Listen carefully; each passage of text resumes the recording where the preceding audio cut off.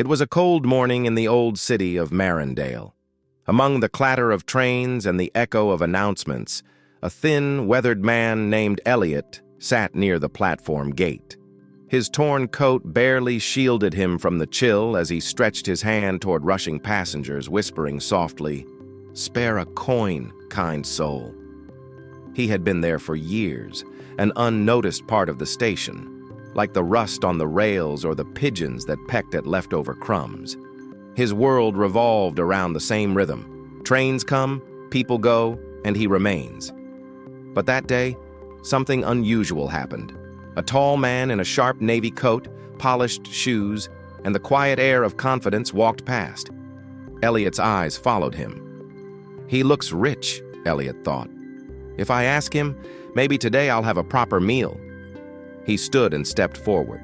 "Sir, a little help, please." The man stopped.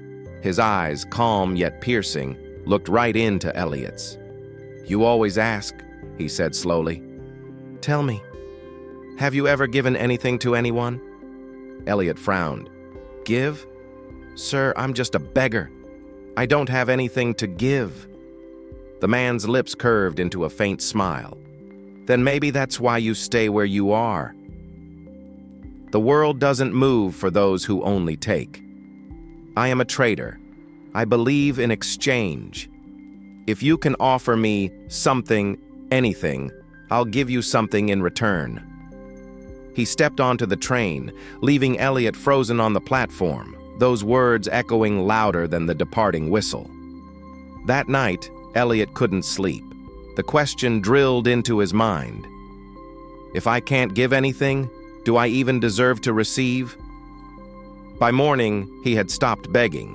He just sat, thinking, staring at the empty tracks, waiting for an answer from somewhere deep within. And then, he noticed them. Small wildflowers growing near the fence, glowing with dew in the morning light. A gift, he thought suddenly. Something beautiful, something I can give. A spark lit inside him. The next day, Elliot began his new routine. He plucked a few of those flowers, tied them gently with a thread he found, and carried them in his hand as he approached passengers. "Sir, a coin, please. And here, a flower for your kindness." The first man who received it smiled. Then a woman. Then a child who laughed and tucked the flower behind her ear. People began to remember him, not as a beggar, but as the man who gives back. Each day, more people stopped for him. He still asked for coins, but now his exchange carried warmth, not pity. And something extraordinary happened. His earnings doubled, then tripled. He realized that those who once avoided his gaze now sought him out. Elliot began to rise with the sun, picking as many flowers as he could before the trains arrived. When the flowers ran out, so did his fortune for the day. Weeks passed.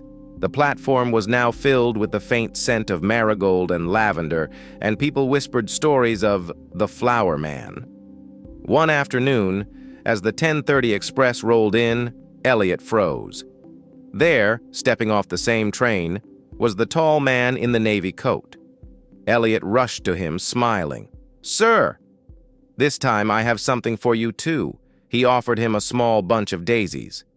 "In return, whatever you wish to give." The man took a coin from his pocket, placed it in Elliot's palm, and accepted the flowers. He laughed softly. "Well, look at you.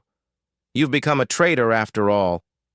Those words lit a fire in Elliot's chest, a strange, beautiful pride he had never felt before. That night, he didn't sit by the tracks. He stood, looked up at the stars, and whispered, "I'm not a beggar anymore. I'm a merchant of hope." And then he disappeared from the station. 6 months later, the same station bustled with travelers once again. Among them were two men in fine suits, holding briefcases and talking cheerfully about business. As they stood near the same platform gate, one of them paused. He looked at the other closely and said, "Pardon me, but have we met before?" The other smiled. "Perhaps not in this world, you know." The first man raised a brow. "What do you mean?" "I'm Elliot," he said quietly. "We met twice before.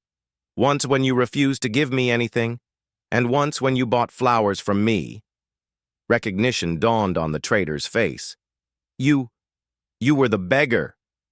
"Was," Elliot corrected gently. "Now I run a flower company. These trains carry my blooms across cities.